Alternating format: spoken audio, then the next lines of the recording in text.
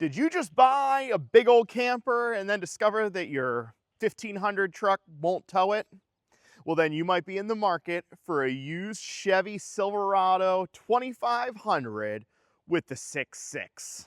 That's right behind me today I have the 2022 Silverado 2500 that has the gas, yes, gas 6.6 liter. We don't want to get this confused with the 6.6 liter Duramax.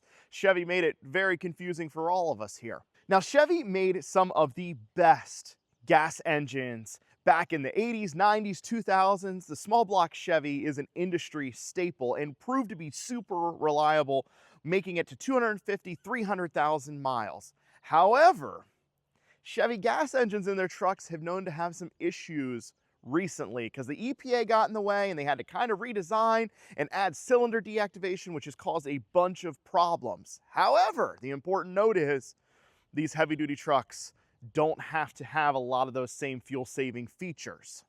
Today, we're going to decide if you should buy one of these with over 150,000 miles and if it'll last you like an old Chevy truck would to 250 or 300,000 miles.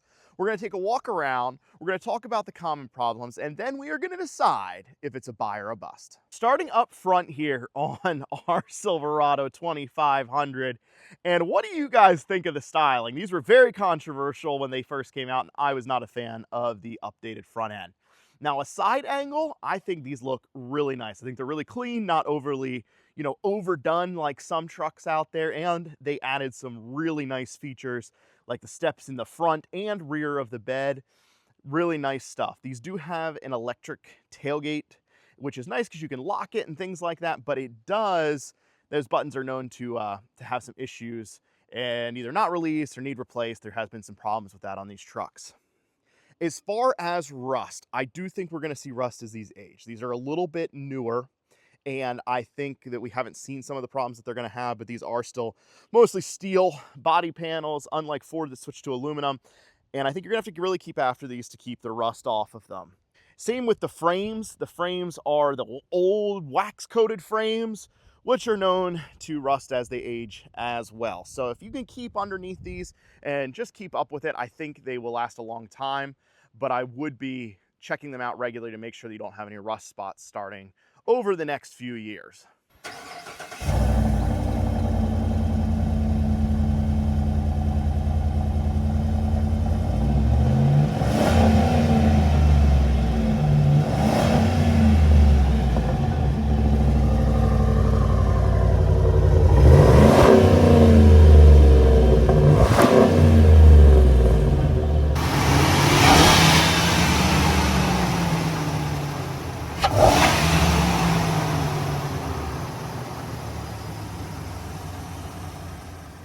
Under the hood of our Silverado here, we got the 6.6 gas engine that makes 401 horsepower and 464 pound-feet of torque. Now, if you search GM trucks these days, you're going to notice a lot of complaints, a lot of problems with the engines, and those are true, but they are true of the ones that have cylinder deactivation. And that's been a problem for a long time in their trucks, but it became really prevalent over the last few years, especially in their 1500s and stuff. Now, this is a 2500 with a different engine, and these have proven to be pretty darn reliable, actually. There's not a ton out there as far as issues with these. The number one problem is some oil consumption issues. So these run 5W30. It's not even that thin of an oil or anything like that in it, but they do tend to use some oil. But really, if you keep them topped up, you're going to be good to go for a long time. The other thing is also oil related, and that is just some oil leaks, potentially valve cover, some things like that. I think they just had a little bit of quality control issues with these, and we'll see more as these age over the next few years as well. Now, there is things that may pop up, but really nothing that I need to mention. But I think as these age, you're going to see things like purge valves, some check engine lights for probably some evap codes, things like that. But it's nothing that is prevalent at this point on these trucks. The other small kind of issue with these is a popular GM issue for many, many years, and that is if you hear a little ticking, especially when the engine is cold, most of the time it is exhaust manifold leaks. Sometimes the bolts will break, things like that. That's an issue that has popped up on these engines, and unfortunately has been an issue for a long time, and GM just has not fixed it. Now, these are an old pushrod style V8 timing chain, very simple setup, very simple engine overall, so you avoid a lot of the issues that newer engines have from other manufacturers and things with variable valve timing and things like that. So really, it's an old school style truck engine. This engine is mated to a 6-speed automatic transmission, and they did switch over to a 10-speed that had some more problems in later years, but this has the 6-speed in it. And the 6-speed is actually proven to be pretty decently reliable as well. There has been some complaints about torque converter issues and things if they've been towed with a lot, as well as just you need to keep up with the maintenance on them if you're going to be towing pretty frequently with them, because some temperature issues, things like that have popped up and just, degrading the fluid over time. But honestly, if you're not towing all the time with them, you're going to be pretty much good to go. Not a ton of concern there for me on these transmissions. Last thing while I'm under the hood that I know happened to this truck is there was a leaking brake booster. Fixed under warranty, but there was an issue with the brake booster on that, so I figured I would mention it.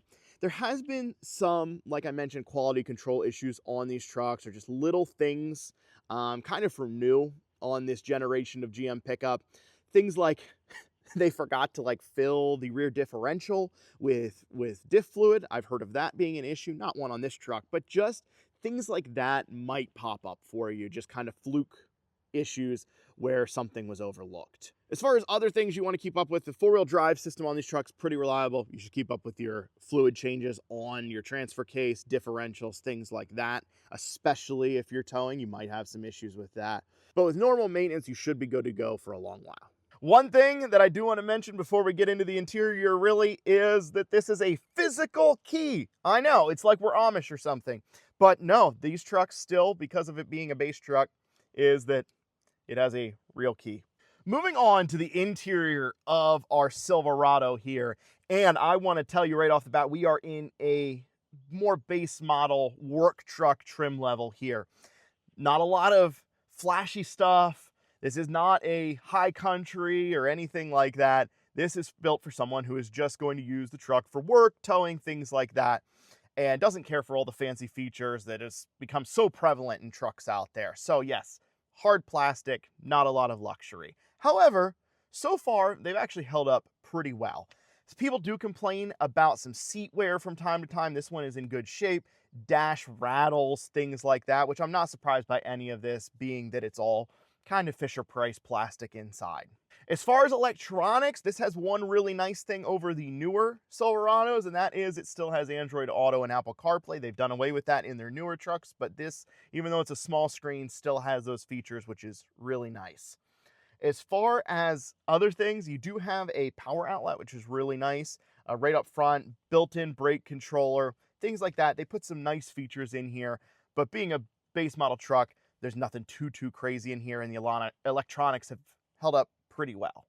Now, the infotainment system, I will say, can be glitchy in these trucks, unfortunately. It's not a huge issue, but just Bluetooth connectivity, Android Auto, all those things. Most cars have some glitches with all the tech that they have these days, and these are no different.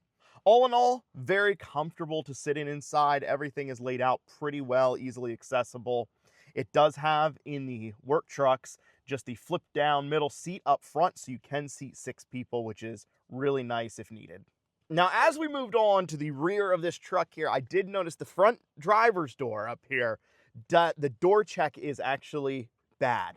So that's some of the stuff you're going to find as these trucks age. It's just little stuff that really shouldn't go bad over time, but you can hear the clicking in that front door. Small part, not expensive, but really shouldn't have worn out as of this point on this truck.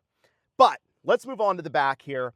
And I got pretty good legroom. I do think the back seats are a little smaller in these than in the Fords and the Dodge crew cab trucks, but I got plenty of headroom. I got plenty of legroom. I'm really not complaining. The seat sits pretty nice, but maybe just a little low.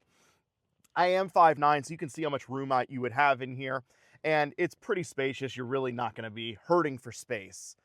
As far as features, again, base truck. You got some cup holders. You do have air vents down below here, which is nice. Otherwise, the seat will flip up if you need to carry anything larger in the cab, but it's simple, and you could road trip back here as long as you needed to very comfortably. pulling out on the road in our 6.6 gasser here. And I'm pretty excited because I am a Chevy guy at heart. I really am. And their 1500 trucks have had so many issues in the recent years that it's kind of broken my heart a little bit. And I have hope for this truck. So it's fared better than I thought it would based on what some of their other trucks and SUVs have had reliability-wise. But we are just about ready to hit a nice little straight stretch of road. We're going to get on it. We're going to feel all of this 401 horsepower. Let's go for it. We're going up a hill a little bit. Didn't downshift quite like I would hope, but it is pulling strong. So, not fast. Big heavy truck for sure. We're gonna get on it one more time here where we're not on a hill. Going around the corners though, it feels pretty nice. I will say you feel every bump. Let's try this here. Yeah, it has power, but you can tell you are in a heavy vehicle.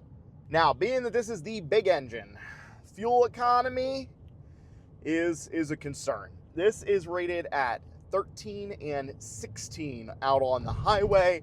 The owner of this truck said that they just towed a small trailer, not huge, and they averaged like 11.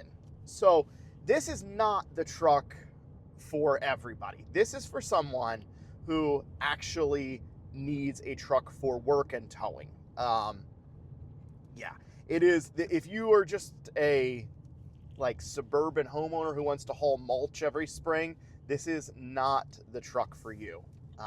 You are going to spend so much at the gas pump that it's just not going to be worth it. That being said, the trade-off is that you end up with the most reliable Chevy engine, which I think is a real concern and a real point.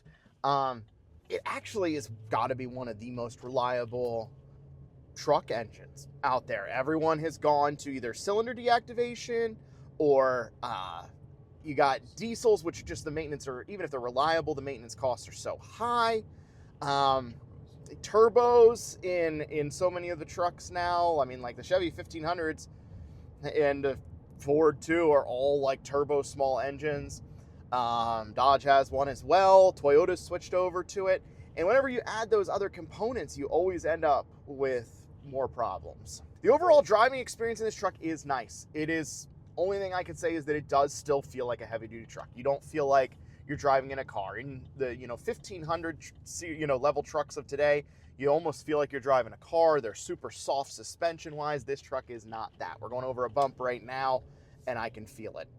Now, as these age, this is still a Chevy pickup, and you are going to have some issues with ball joint wear, CV axle wear, anything with the front end, especially because you are still independent front suspension, and it wears out at right around 100,000 miles. You're going to start to have some parts you're going to have to replace. Back from the test drive, and now it's time to decide if our 6.6 gasser Chevy is a buy or a bust. The test drive went pretty well.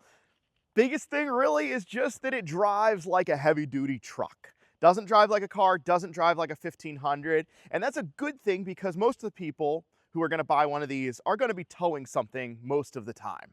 The market on these guys is pretty strong. 150,000 miles, you can expect to spend probably $25,000, $24,000, $25,000, depending on where you are in the country. Now, these are a little bit newer than some of the vehicles that we review, and probably all of the common problems haven't popped up yet. But really, these have proven to be pretty reliable. My biggest cause for concern on them is actually just little stuff. The Chevy trucks have been known to have to be taken back for warranty work, things like that on kind of any or all systems. And it's just kind of fluky stuff that isn't consistent. I can't just say, oh, the transmission's gonna fail or oh, the engine is gonna blow up. Kind of like on the 6.2 trucks in the 1500s that have known to have some super common problems. These, you just might have little nickel and dime stuff along the way, which is something to consider if you're gonna purchase one. But even with some of those small problems, I think the major systems on these are gonna be actually okay. The old 6-speed transmission in these 2022s, I believe, is more reliable than the newer 10 speeds in the newer trucks. I think the engine uses the old school GM technology and really is going to prove to be reliable as these age over the next 5, 10, and 20 years. If you buy one, I would say keep up and make sure that you are taking care of rust before it starts, because I do think we're going to see that pop up in the next few years as these age. All that to say, I'm going to call the Silverado with the heavy duty with the 6.6 a buy. I think these trucks are going to last a long time. I think it's actually a really solid platform. No, it might not be quite like the trucks of old that we were used to, but pretty much all the manufacturers out there on the market today are experiencing small problems and recalls and things like that. These are no different, but I do think they're going to last a long time. If you have one of these and have had a bunch of problems, put that in the comments down below. Or if you've had one and you've had a pretty much trouble-free experience, I want to hear all about it. Thank you guys for watching. Have a great day.